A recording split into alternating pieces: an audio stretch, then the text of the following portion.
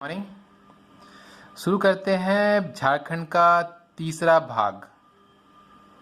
ठीक है। झाड़ियों एवं वनों की बहुलता के कारण इस राज्य का नाम झारखंड पड़ा। झारखंड प्रदेश का सर्वप्रथम साहित्यिक उल्लेख ऐत्रेय ब्राह्मण में मिलता है। झारखंड शब्द का प्रथम पुरातात्विक प्रमाण 13वीं सदी के ताम्रपत्र में मिलता है। ह्वेनसांग ने राजमहल क्षेत्र के लिए किचिंग काइलो शब्द का प्रयोग किया है और इनकी पहाड़ी क्षेत्रों के लिए दामिन एक को शब्द का प्रयोग किया है। कैप्टन टैनर ने के सर्वेक्षण के आधार पर 1837 ईस्वी में दामिन एक को की स्थापना हुई थी। प्राचीन काल में संथाल परगना क्षेत्र को नरीखंड तथा बाद में कांकजोल नाम से संबोधित किया गया है।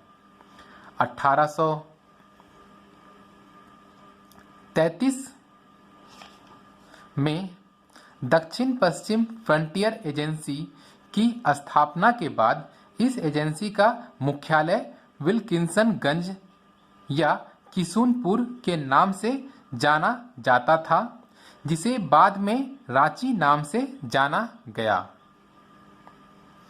झारखंड की सबसे प्राचीनतम जनजाति असुर है, जो रांची, लोहरदग्गा, गुमला में निवास करती है। विभिन्न कालों में झारखंड प्रदेश को विभिन्न नामों से जाना गया है, जिसके बारे में हम अब आगे पढ़ेंगे।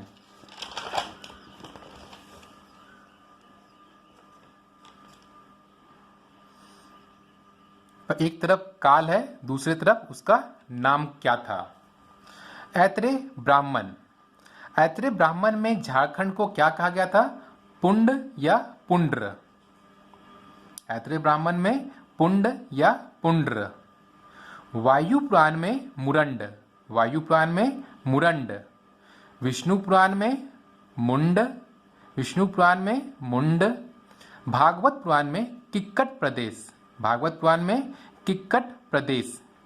महाभारत के दिग्विजय पर्व में पुंडरिक देश या पशु भूमि कहा गया है। महाभारत के दिग्विजय पर्व में पुंडरिक प्रदेश या पशु भूमि कहा गया है। समुद्रगुप्त की प्रयाग प्रशस्ति में मुरंड।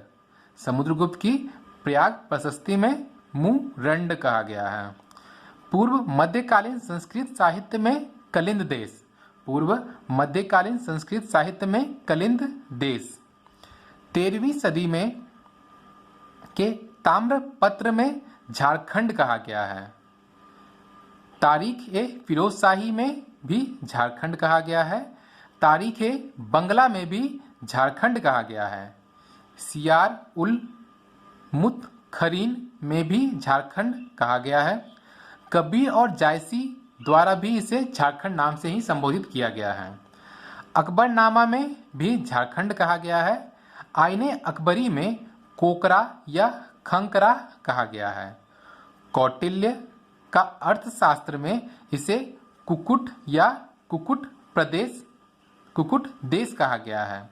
कौटिल्य का अर्थशास्त्र में कुकुट या कुकुट देश कहा गया है। टॉलमी द्वारा मुंडल कहा गया है। टॉलमी द्वारा मुंडल। फाहियान द्वारा कुक्कुट लाड कहा गया है। फाहियान द्वारा इसे कुक्कुट लाड कहा गया है। ह्वेनसांग द्वारा इसे कीना सूफा लाना या कर्ण सुवर्ण कहा गया है। ह्वेनसांग द्वारा कीना सूफा लाना या कर्ण सुवर्ण कहा गया है।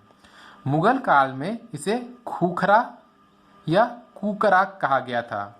मुगल काल में इसे खूखरा या कुकरा कहा गया है। तुजु के जहांगीरी में खोखरा कहा गया है। तुजु के जहांगीरी में खोखरा कहा गया है। ईस्ट इंडिया कंपनी के शासनकाल में इसे छोटा नागपुर कहा गया है। ठीक है, आगे पढ़ते हैं। प्रागैतिहासिक काल। इस काल को झारखंड में 3 भागों में बांटा गया है। पहला है पुरापाषाण काल, दूसरा है मध्य पाषाण काल, तीसरा नवपाषाण काल, चौथा ताम्र, पांचवा कांस्य युग और लोह युग में बांटा गया है। इनके बारे में हम पढ़ते हैं। पहला पुरा पाषाण काल। इस काल के लोग आखेटक मतलब शिकारी एवं खाद्य संग्राहक थे। इस काल में कृषि का ज्ञान नहीं था, ना ही पशुपालन का प्रारंभ हुआ था। इस काल में आग की जानकारी थी, परंतु उनका उपयोग करना ये लोग नहीं जानते थे।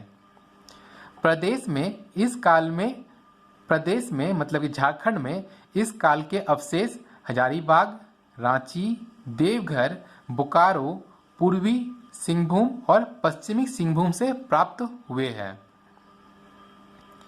दूसरा मध्य पाषाण काल। इस काल में पशुपालन की शुरुआत हो चुकी थी। झारखंड में इस काल के अवशेष धनबाद, दुमका, पलामू, रांची, पश्चिमी सिंहभूम, पूर्वी सिंहभूम से प्राप्त हुए हैं। नव पाषाण काल।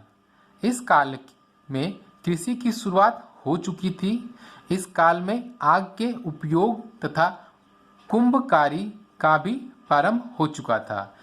पुरा पाषाण काल में आग की जानकारी थी, लेकिन उसका उपयोग करना नव पाषाण काल में ये लोग जाने।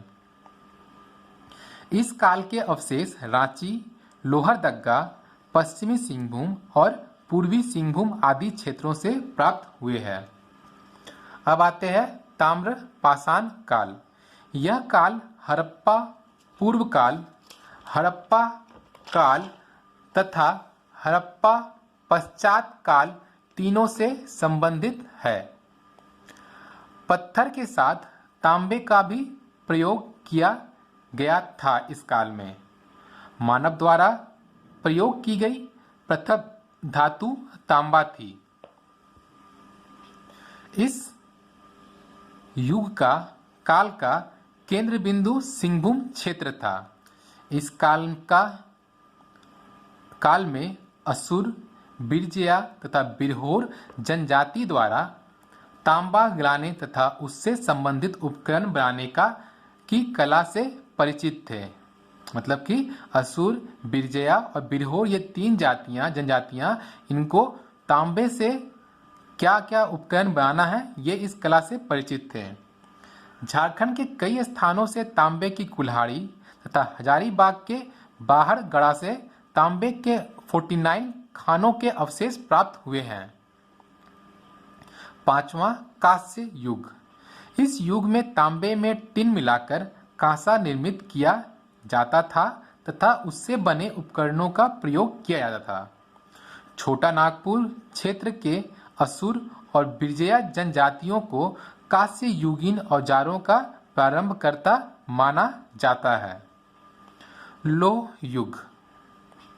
इस युग में लोहा से बने उपकरणों का प्रयोग किया गया था तथा असुर और बिरजिया जनजाति को ही लोह युग से में निर्मित औजारों का प्रारंभकर्ता माना गया है। मतलब कि लोह युग में जो इनका औजार लोहा से बनता था वो कौन सा जनजाति इसके लिए इनका निर्माता माना गया है, तो असुर और बिरजिया। यह इस युग में झारखंड में निर्मित लोहे को मेसोपोटामिया तक भेजा जाता था, जहां दशमिक में इस लोहे से तलवार का निर्माण किया जाता था। अब पढ़ते हैं विभिन्न स्थानों से प्राप्त पुरातात्विक अवशेष। पहला इसको हजारीबाग। बड़े पत्थर पर आदि मानव द्वारा निर्मित चित्र, खुला सूर्य मंदिर, शैल चित्र दीर्घा में नक्षत्र मंडल, अंतरिक्ष मानव के चित्र अंकित है। ये कहाँ मिले हैं? इसको में क्या मिले हैं? बड़े पत्थरों पर आदि मानव द्वारा निर्मित चित्र, खुला सूर्य मंदिर, शैल चित्र दीर्घा जहाँ नक्षत्र मंडल, अंतरिक्ष मानव के चित्र अंकित है। अगला सीतागढ़ा हजारीबाग। बौद्ध मठ के अवशेष यहाँ से प्राप्त हुए हैं। विशेष रूप से बुद्ध के 4 आकृतियों से युक्त मूर्ति, एक स्तूप तथा काले भूरे पत्थर की सुंदर स्त्री की खंडित प्रतिमा। ये कहाँ से मिली है? सीतागढ़ हजारीबाग से। दूध पानी हजारीबाग। 8वीं शताब्दी के अभिलेख मिले हैं दूध पानी हजारीबाग से। अब आते हैं दुमदुमा हजारीबाग। यहाँ से शिवलिंग प्राप्त हुआ है। दुमदुमा हजारीबाग से शिवलिंग। भवनाथपुर गढ़वा। आखेट मतलब शिकार के चित्र जिसमें हिरन, भैंसा आदि पशुओं के चित्र अंकित किए हुए हैं। पलामू प्रमंडल। तीनों पाषाण कालों के औजार यहाँ से मिले हैं। बेनुसागर जो सिंहभूम क्षेत्र में है, यहाँ से 7वीं शताब्दी की चैन मूर्तियां मिली हैं। बेनुसागर सिंहभूम से 7वीं शताब्दी की चैन मूर्तियां मिली हैं। बारूडी सिंहभूम। पाषाणकालीन मृदु भांड के टुकड़े, पत्थर की कुल्हाड़ी, पक्की मिट्टी के मटके बारूडी सिंहभूम से प्राप्त हुए हैं। बोनगरा सिंहभूम। हाथ से बने मृदु भांड, पत्थर के मनके, कुल्हाड़ी, वलय प्रस्तर बोनगरा सिंहभूम से प्राप्त हुए हैं। बानाघाट सिंहभूम। नवपाषाण कालीन पत्थर, काले रंग का मृदु भांड ये बानाघाट सिंहभूम से प्राप्त हुए हैं। लोहरदग्गा।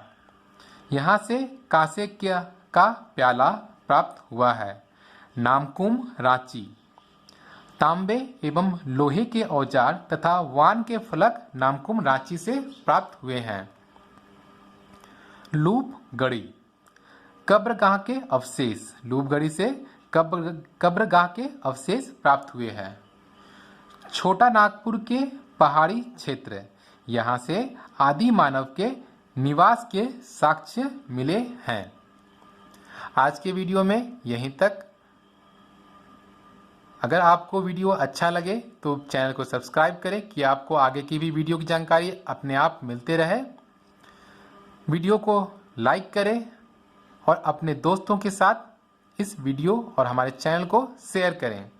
धन्यवाद।